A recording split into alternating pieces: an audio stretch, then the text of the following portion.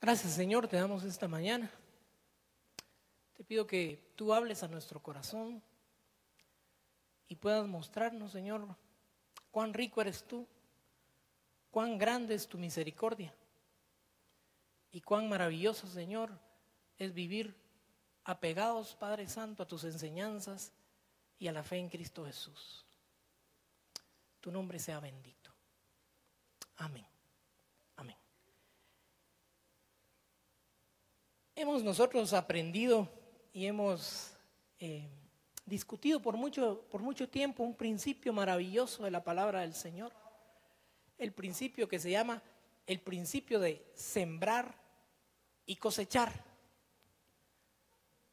Y quiero hacer, tomando en base el video que vimos hace un momentito, un pequeño preámbulo de esto para que nuestra mente esté clara de cómo funciona el reino del Señor y cómo funcionan sus principios.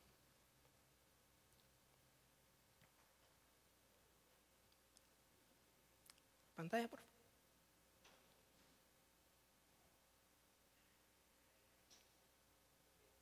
Sembrar y cosechar. Se siembra una semilla y se cosecha una mazorca. Sembramos un pequeño elemento y obtenemos el resultado del mismo género, con una condicionante, con una pequeña diferencia. Siempre se cosecha más de lo que se siembra.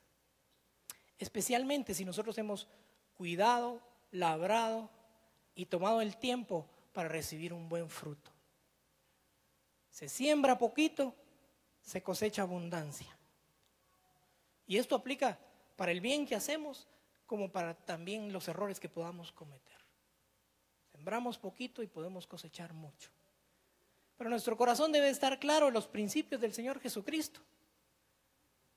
Cuando Él nos enseñó a que fuéramos gente trabajadora, gente ágil para trabajar, para servir, para poner nuestra mano en el arado, hablaba de esto, que el esfuerzo que tú y yo pongamos en cada una de las cosas que el Señor ha puesto por delante de nosotros, tendrá un maravilloso fin, un fin de abundancia, un fin que alcanzará tu vida y la vida de tus generaciones. Como nos mostró el ejemplo, se sembró poquito, se sembró un jarabe, se sembró una sopa, y a los años de permanecer firme en la siembra, en el cuidado, en la labor, entonces obtenemos un fruto abundante. Eso es un regalo precioso de Dios. Yo quiero que tú te lo lleves hoy pegadísimo a tu corazón. Dios tiene principios que Él está dispuesto a respaldar. Dios tiene principios de los cuales Él tendrá el cuidado de que infaliblemente se cumpla uno a uno. De que infaliblemente cada semilla que tú has puesto dé su fruto en su tiempo. La siembra y la cosecha tienen un elemento precioso y especial, y es el tiempo. Tú pones una semilla de rábano y en 28 días tú tienes un rabanito de vuelta. Tú tienes una semilla de aguacate, híjole, y probablemente en unos 5 o 6 años tú tienes un frondoso árbol dando cientos de frutos. Es decir, que el tiempo es algo primordial para todos aquellos que hemos decidido tomar el reto del Señor de sembrar y de cosechar, de poner cosas buenas para recibir cosas mejores, para recibir cosas más abundantes en todo sentido, en el sentido material, en el sentido espiritual, en el sentido emocional. El que pone su corazón a sembrar buenos sentimientos recibe una buena cosecha. Recibe una cosecha abundante de parte del Señor Jesucristo. En Génesis dice, reproduzcanse todas las cosas de acuerdo a su género. Es decir, que si yo siembro amor, yo cosecharé amor. Si yo siembro paciencia con mis hijos, yo también cosecharé paciencia de mi Padre Celestial hacia mí. Etcétera, etcétera. Cada una de las cosas que nosotros dedicamos tiempo para sembrar, viene un fruto precioso y maravilloso para tu vida. Así que No dejemos de trabajar fuertemente, no dejemos de invertir y no dejemos de poner buenas semillas, porque en su momento vendrá la cosecha, sin falta. Mi objetivo esta mañana, hermanos, es que como iglesia nos convirtamos en una iglesia generosa, una iglesia dadivosa, una iglesia dadora, una iglesia que pone su corazón delante de Dios, sabiendo que cada cosa buena que nosotros hagamos, agradamos su corazón, bendecimos a más personas y también traemos bendición para nosotros y nuestra familia. Eso es creer la palabra del Señor. Eso es amar y vivir bajo la palabra de Dios. Eso es fe, hermanos. Eso es una fe maravillosa que es lo que mueve nuestro día a día y lo que no debemos de perder de vista. Así que permítanme leerles esta escritura. Si tienes tu Biblia puedes abrir Lucas 10, 25, que dice así: un maestro de la ley se acercó para ver si Jesús podía responder una pregunta difícil y le dijo: Maestro, ¿qué debo hacer para tener la vida eterna? Jesús le respondió: ¿sabes lo que dicen los libros de la ley? El maestro de la ley respondió: ama a tu Dios con todo lo que piensas, con todo lo que vales, con todo lo que eres, y cada uno debe amar a su prójimo como se ama a sí mismo. Muy bien, respondió Jesús, haz eso y tendrás vida eterna. Pero el maestro de la ley no quedó satisfecho con la respuesta de Jesús, así que insistió: ¿y quién es mi prójimo? Qué gran pregunta, ¿verdad? Buena pregunta para hacernos el quite o para hacernos los locos. Pero ya vieron que esta pregunta desde hace muchísimos años la sabe hacer la gente, ¿verdad? ¿Y quién es mi prójimo? Entonces Jesús le puso este ejemplo. Un día un hombre iba de Jerusalén a Jericó. En el camino lo asaltaron ladrones y después de golpearlo, le robaron todo lo que llevaba y lo dejaron medio muerto. Por casualidad, por el mismo camino pasaba un sacerdote judío. Al ver a aquel hombre, el sacerdote se hizo a un lado y siguió su camino. Luego pasó por ese lugar otro judío que ayudaba en el culto del templo. Cuando este otro vio al hombre, se hizo a un lado y siguió su camino. Pero también pasó por ahí un extranjero de la región de Samaria. Y al ver a aquel hombre tirado en el suelo, le tuvo compasión. Se acercó, sanó sus heridas con vino y con aceite y le puso vendas. Lo subió sobre su burro y lo llevó a un pequeño hotel y ahí lo cuidó. Al día siguiente el extranjero le dio dinero al encargado de la posada y le dijo: cuídame bien a este hombre. Si el dinero que le dejo no alcanza para todos los gastos, a mi regreso yo le pagaré lo que falte.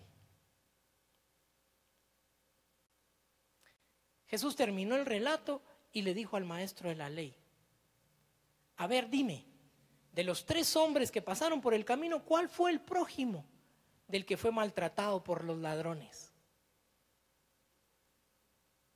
El que se preocupó por él y lo cuidó, contestó el maestro de la ley.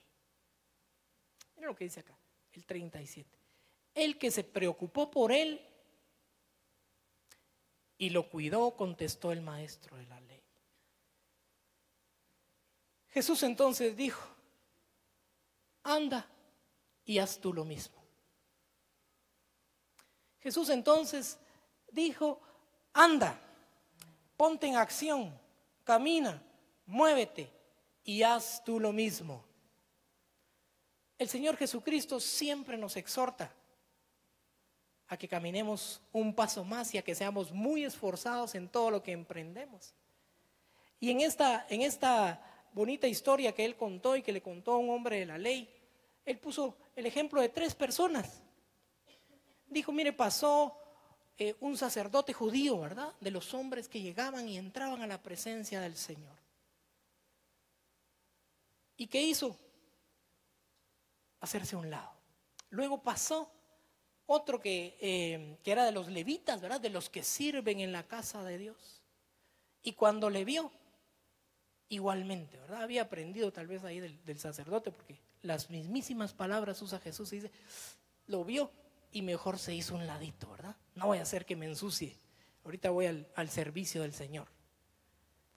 Mas sin embargo, un extranjero de los que eran enemigos, despreciados, tenidos por gente malvada y vil para los judíos, fue el hombre que se tomó el tiempo, el dinero, el corazón, hizo a un lado su comodidad, se bajó de su caballo, supongo yo, porque dice que lo subió a su cabalgadura y ahí se lo llevó y lo fue a dejar a un mesón para que alguien lo cuidara y no muriera insolado en uno de esos caminos sumamente calientes que tenía el camino entre Jericó y Jerusalén, dice la palabra. Así que este hombre, el Señor lo usó como un ejemplo para ponerle claro a una persona que conocía muchísimo de las Escrituras, que conocía muchísimo de la ley de Dios, cuál era el propósito del Señor para nuestras vidas. Que cuando nosotros decimos, y amarás al Señor tu Dios con todo tu corazón y con toda tu alma, con todo lo que tú vales, con todas tus fuerzas y a tu prójimo como a ti mismo, no son palabras vanas, no son palabras que no tienen sentido o que no se logran amarrar, son palabras que debemos amarrarlas a nuestro corazón y hacerlas parte de nuestra forma de vivir, de nuestra forma de pensar, de nuestra forma de actuar.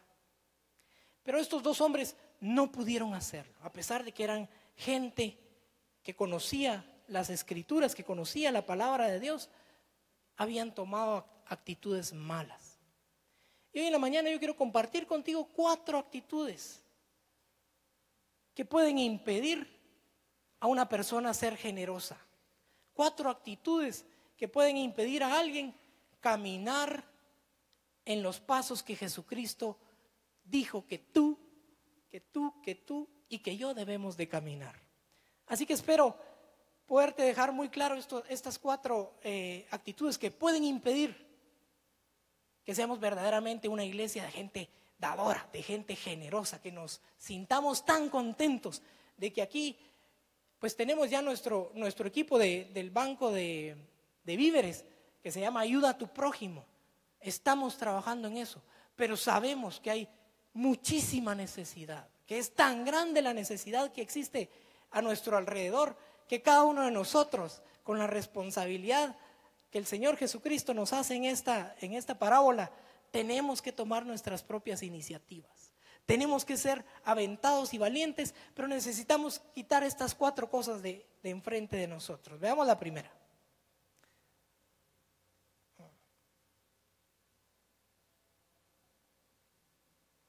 ¿Cómo es? Ya me confundí. ¿Para dónde es? Aquí.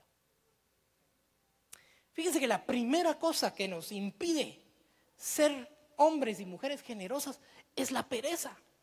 De veras, que cuando uno piensa que en nuestro corazón, si hacemos una encuesta aquí y sacamos de nuestro corazón cuál es la actitud que nosotros tenemos hacia los demás, verdaderamente es una actitud bien buena, bien linda, bien digna de un cristiano. Pero la pereza muchas veces se torna en un estorbo que no nos deja accionar como debemos. Dice el libro de Proverbios en el capítulo 13, el alma del perezoso desea, pero nada consigue, mas el alma del diligente quedará satisfecha. Así que si tú quieres apuntar una palabra maravillosa para tu vida hoy, la palabra se llama diligente. Hermanos, anhela en tu corazón que el Señor diga un día, hey Carlos, hey, eres un hombre diligente, eres un hombre que no es vencido por la pereza, Eres un hombre que, retado todo el tiempo por mi palabra y por los sueños y anhelos que he puesto en tu corazón, la pereza no te acompaña. Así que el hombre diligente es exactamente todo lo contrario del perezoso, es aquel que hace todos los arreglos, se prepara, camina, busca, planifica para eliminar de su vida la pereza. Mire, algunas veces yo lo he visto y lo he visto en mi casa, tal vez usted lo ha visto en la suya. Ahí hay y tenemos 5 paquetes de pan que compramos por error y ya no estuvimos en casa esta semana y todo, y diciendo, estos hay que regalarlos mejor. Pero ¿qué ha pasado? ¿Qué ha pasado en mi casa? Ahí los he dejado. Y se llenaron de hongos y todo, y al final, ni para el chucho, ¿verdad? A la basura. ¿Por qué? Porque no fui diligente.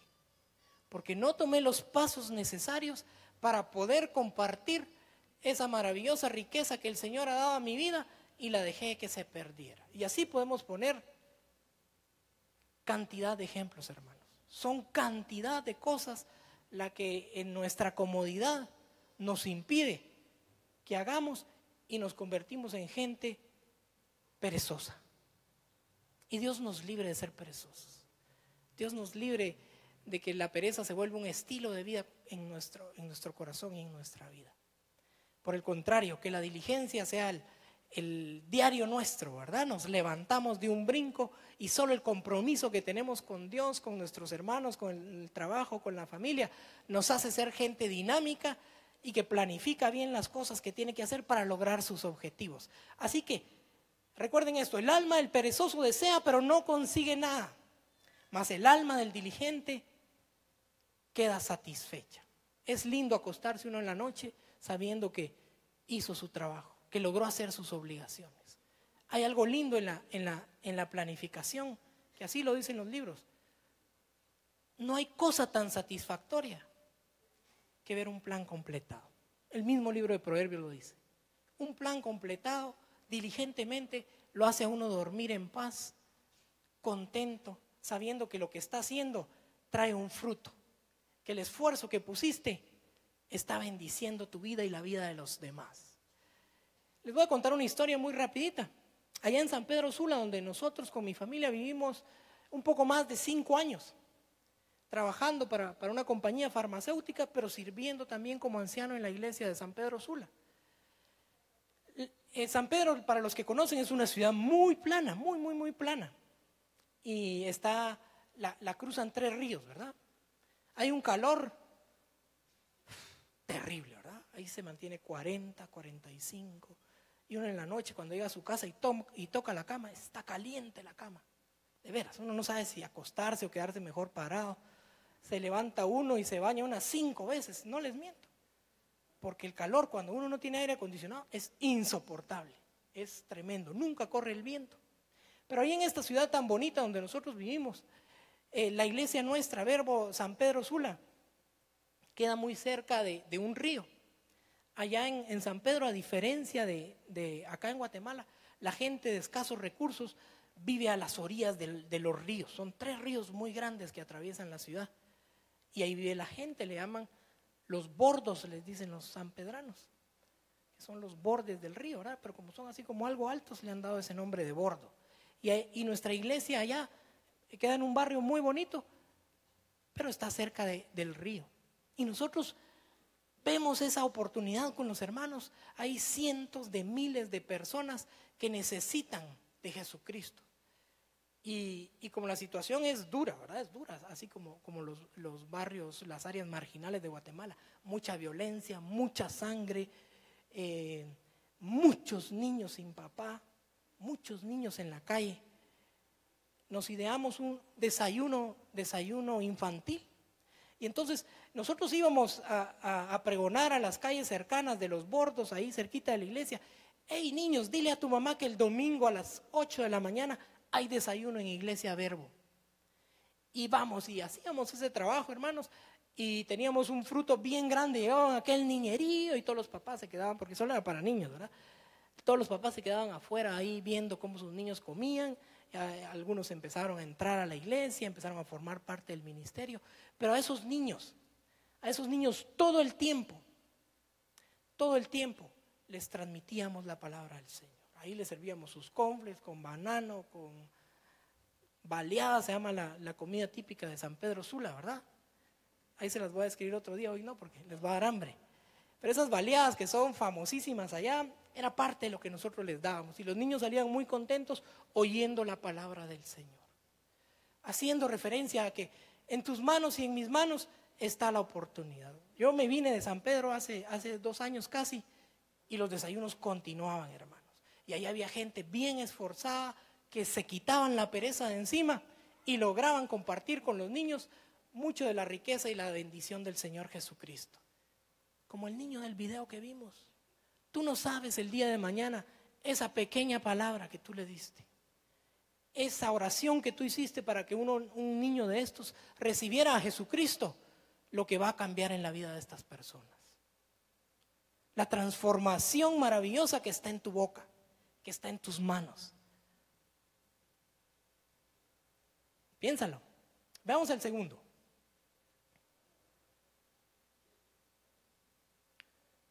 El orgullo. Y piensa en estos grandes personajes que el Señor describe. Dice, venían 2 personas así súper bien, de un gran renombre. Gente bien planchada, buen tacuche, buena corbata, buenas filacterías, que era lo que usaban los judíos en ese tiempo, ¿verdad? Traían todos sus flecos y todo de una forma nítida. Y, wow, usted se imagina cuando la gente los veía pasar ahí, ¿verdad? ¿Qué pinta? Decimos allá en Honduras, ¿verdad? ¿Qué pinta la de ese? Y con una gran apariencia y con una forma elegante y muy bonita de caminar, tendemos a hacernos a un lado. Dice Proverbios 11:2. Cuando viene la soberbia, viene también la deshonra, pero con los humildes está la sabiduría. Cuando viene la soberbia, también viene la deshonra para la vida del que se llena de soberbia, de esa presunción de ser tan presumido porque tengo o porque no hago o porque ya no fumo, no como estos que dicen malas palabras y nos sentimos demasiado buenos, demasiado famosos para poder cumplir la voluntad del Señor. Pero dice que con los humildes está la sabiduría. Cuando tú y yo humillamos nuestro corazón, entonces la palabra de Dios empieza a hacer clic ahí adentro. Entonces la palabra de Dios empieza a modificar nuestra forma de pensar y te empieza a incomodar. Y el orgullo se empieza a apachar, porque no hay nadie con menos sabiduría que el orgulloso. El que se creyó que ya lo sabía todo. El que se creyó que tenía un estatus tan bueno, tan grande, que ya no estaba para hacer ciertas cositas que son para gente de otro nivel. Así que la falta de humildad bloquea nuestro entendimiento espiritual. La falta de humildad nos hace cegarnos a la realidad que ocurre hoy día entre nosotros. Y tú y yo tenemos mucho que dar en Jesucristo. Así que hagamos por un lado el orgullo. El orgullo no funciona ni sirve para nada. Siguiente, el egoísmo. El egoísmo era otra de las características que tenían estos 2 personajes que el Señor nos mostró aquí en esta parábola. Viene el Señor y se da cuenta que este fariseo que le estaba haciendo muchas preguntas y que sabía muy bien recitar los versículos, se estaba pareciendo al levita y al sacerdote que describe él en el capítulo 10 de Lucas. Dice acá, no hagan nada por egoísmo o por vanidad, más bien con humildad consideren a los demás como superiores a ustedes mismos. No hagan nada por egoísmo. Miren, el alma egoísta es aquella que, no, a mí esto me costó tantísimo y este que está aquí es un vagabundo. Yo no suelto nada. Mi padre a mí me heredó esta casa y híjole, te hacemos una historia genial. Y eso es maravilloso, que tu padre te haya heredado una casa, que tu padre te haya dado estudios, que te haya dado hasta un carro para que tú pudieras ir a la universidad y lo que sea. Pero no podemos pensar que nosotros por tener esto es porque hemos sido unas grandes personas merecedoras de todo esto. No puede caber ese pensamiento en nuestro corazón y en nuestra mente. Todas las cosas, hermanos, pertenecen al Señor. Todo es de Dios. Y si a ti te ha dado la bendición, la alegría de administrar muchas cosas de esas que le pertenecen a Él, siéntete contento y agradecido. Y con humildad, dobla tus rodillas y dales gracias. Dale muchas gracias, porque Dios es bueno y ha sido bueno. ¿Quién puede dar un aplauso al Señor? Porque Dios ha sido bueno contigo. Dios ha sido bueno conmigo. No me ha dejado sin pan ni un solo día. Ni un solo día de mi vida. Pero hablemos de algo actual. ¿Qué tal si tú vives en Haití y tú tienes todos tus bienes y pasa un huracán y lo lleva todos los negocios que tu papá trabajó tantos años, que tú hiciste, todo el dinero que habías acumulado en tu banco y que tenías tus negocios de bienes y raíces y tenías tantas riquezas y tus hijos en las mejores universidades? Se fue. ¿Quién te lo va a pagar? ¿Dónde está la seguridad que nosotros teníamos? No está. Dios es el dueño de todas las cosas. Yo las estoy utilizando y estoy disfrutando de ellas hoy día, pero mi Padre Celestial que está en los cielos es el dueño. Y si Él un día dice, ya no te presto esto, ya no te lo presta, ¿qué hacemos? ¿Lloramos o le decimos, gracias Señor? Todo el tiempo que me lo diste, qué buenísimo fue, cómo lo disfruté. Tú y yo debemos eliminar el egoísmo de nuestro corazón. El egoísmo es pecado, hermanos. Es pecado. Es una cosa dura que no debemos de practicar ni dejar que se asiente en nuestra mente. La naturaleza humana es egoísta, ¿verdad? Ya vemos a los niños chiquitos. Dame el carrito. No. ¿Quién le enseñó? No, yo no fui, he dicho yo con mis hijos, ¿verdad? Esos ya venían así. Y seguramente han copiado muchas cosas mías, malas y buenas, pero muchas cosas vienen pegadas a nuestro corazón. Es parte del pecado original. Es parte de nuestras debilidades. Así que, botemos el egoísmo. No merecemos nada. El Señor es el que lo merece todo. Y la confianza que a ti te ha tenido hasta el día de hoy para hacerte administrador de sus cosas, debe hacerte cuidarlas con mucho afán, con mucha diligencia, pero también estar dispuesto a compartirlas y a repartirlas a los demás. Eso fue lo que le dijo el Señor Jesucristo al maestro de la ley que se acercó con él.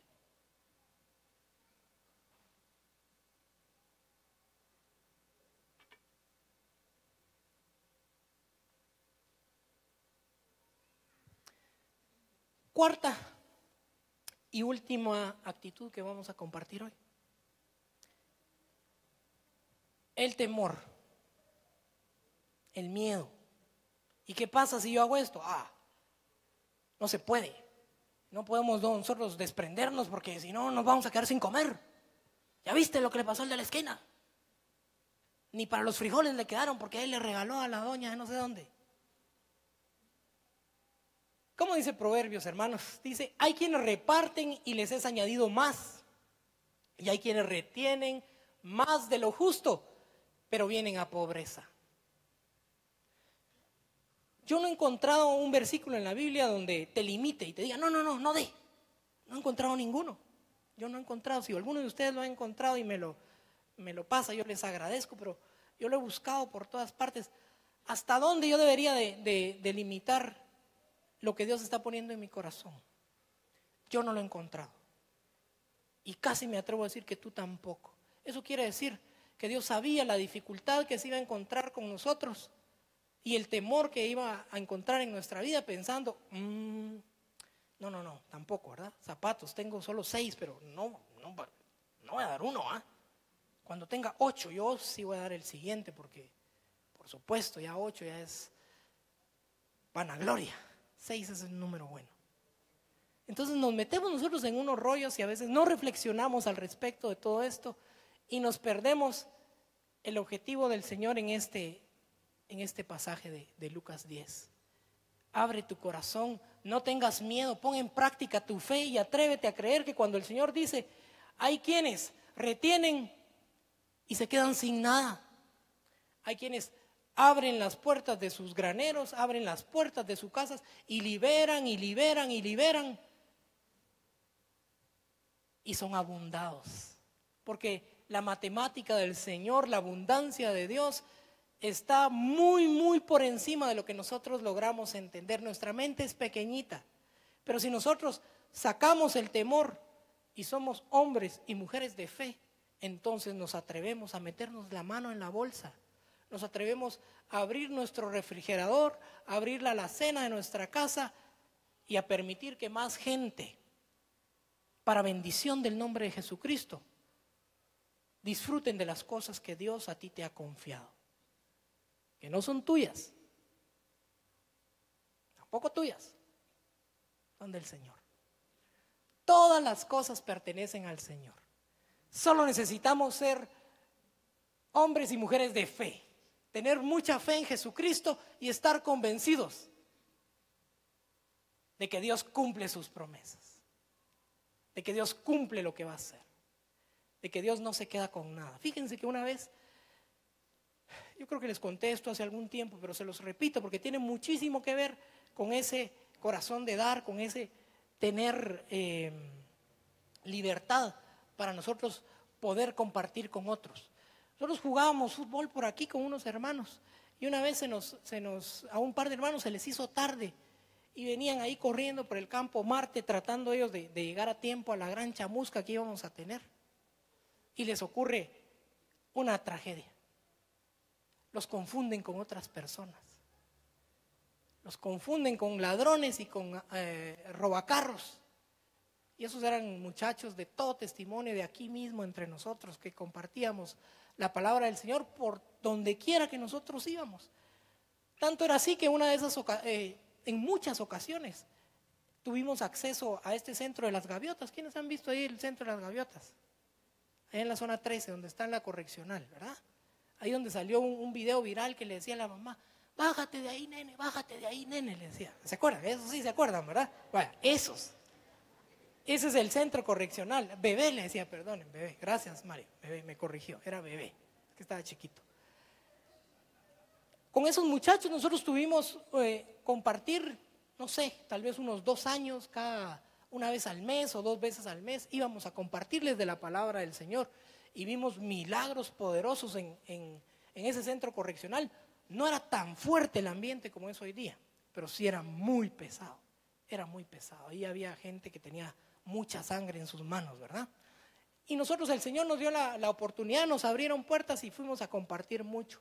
Y con nuestros propios recursos comprábamos películas, no pirateadas, ¿verdad? Películas buenas. Comprábamos películas buenas, comprábamos Tortrix, comprábamos aguas gaseosas, comprábamos papalinas, galletas y les llegábamos a hacer un cineforo a los muchachos. Y se sentaban ahí 200, 300 jóvenes con problemas delincuenciales muy fuertes. Y compartíamos la palabra del Señor y veíamos cómo caía el Espíritu Santo y estos jóvenes lloraban, derramaban su espíritu, se arrepentían. Conocemos algunos que caminaron después, que los vimos después ya fuera de este centro correccional. Pero era de nuestros propios recursos, hermanos. Era de lo que el Señor nos daba y muchos de los que estábamos ahí todavía no trabajábamos, sino que servíamos al Señor, pero el Señor abundaba lo que nosotros llevábamos y la gente era bendecida. Pues estos 2 mismos hermanos que eran parte de los que participaban en este grupo que iba a predicar a las gaviotas, ellos los atrapan y dicen, ustedes son unos ladrones, y los empieza a acusar una señora ahí. Se le metió que ellos eran. Se los llevan, hermanos, se los llevan a una carceleta, un no sé qué, aquí en la zona 5 y a los 2 días a la zona 18. Yo no sé si sabe usted qué es eso. Eso es algo terrible, indescriptible para nosotros que vivimos libres por la bendita gracia del Señor. Y se aparecen los líderes y dicen, bueno muchachos, a pagar. Bueno muchachos, a pagar lo que les corresponde o los violamos. En otras palabras, por supuesto. a pagar lo que les corresponde. Y estos dos amigos míos que verdaderamente hicieron un trabajo precioso para el Señor, angustiados clamándole al Señor: Señor Jesús, ayúdanos. Nos van a destruir la vida de estos malvados, nos van a acabar. Y van y todos vienen acercándosele para lastimarlos, golpearlos. Cuando aparece alguien por atrás, uno de los líderes, y dice: hey muchachos, dejen a esos vatos, déjenlos en paz. Esos vatos son buena onda.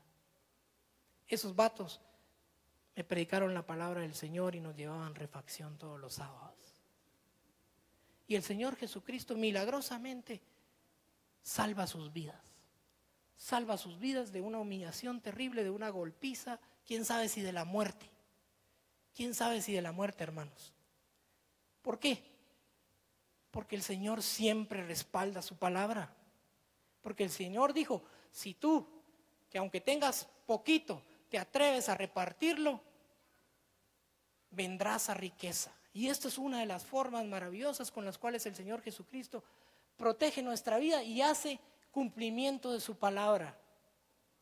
Dios está dispuesto, sí, aleluya, gracias Señor.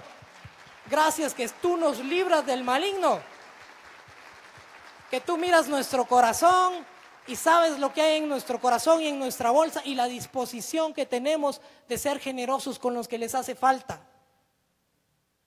Ese es el Señor nuestro, ese es nuestro Dios maravilloso, el cual te reta esta mañana a deshacerte de estas 4 malas actitudes y cambiarlas por las actitudes correctas. ¿Sí? Dijimos que la fe, el temor se combate con la fe, con creer la palabra y caminar sin tener miedo a las dificultades, sin pensar: si yo ayudo a mi vecino, a mi hermano, con estos 500 quetzales que me está pidiendo para su medicina, me voy a quedar yo con hambre. ¡Ey! Reta la palabra del Señor y atrévete a ir más allá. El Señor tiene muchísimas formas como suplir tus necesidades. Solo es que tú tengas fe y creas la palabra. Amén.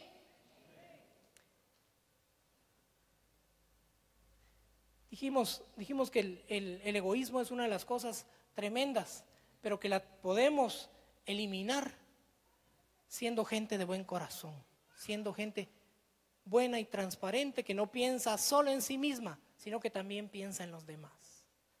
Dijimos también que el orgullo, que la medicina para el orgullo es la humildad, es aprender a humillarnos delante de la poderosa mano del Señor y también de las personas cuando eso sea necesario.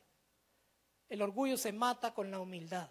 Y el primero que hablamos fue la pereza. ¿Quién se recuerda cómo se destruye la pereza? Siendo diligentes. Siendo diligentes. Así que para cada una de estas 4 malas actitudes hay 4 buenas actitudes que tú y yo debemos de practicar. Que debemos de practicar todo el tiempo y que bendecirán nuestra vida mucho más allá de lo que nos imaginamos. Quiero pedirle a los hermanos si pueden traer mis hojitas. Ya me volví famoso por mis hojitas, ¿verdad? Y mis lapiceros. Cuando quieras invitar a alguien, dile: mira, ven, allá te van a regalar un lapicero y la vas a pasar bien y vas a aprender bastante y vas a salir con un lapicero nuevo este día. Así que vamos a repartir una hojita por familia, y los que no tengan lapicero, levanten la mano. Yo los invito otra vez hoy a un lapicero. Una por familia, por favor.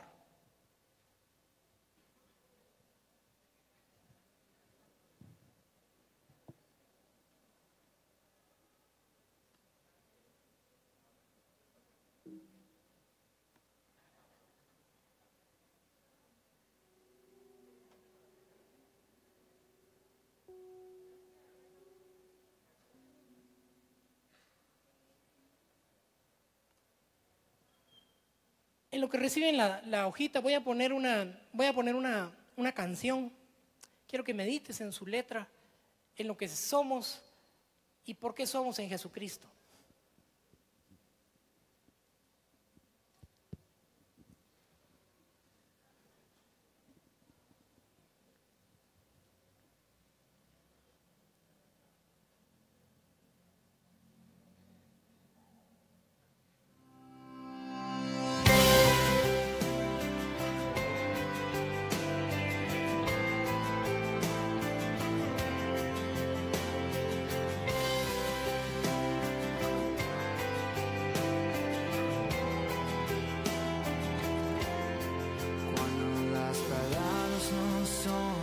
suficientes y yo no tengo nada más para darte. Estaré quieto en tu presencia y conoceré que eres Dios.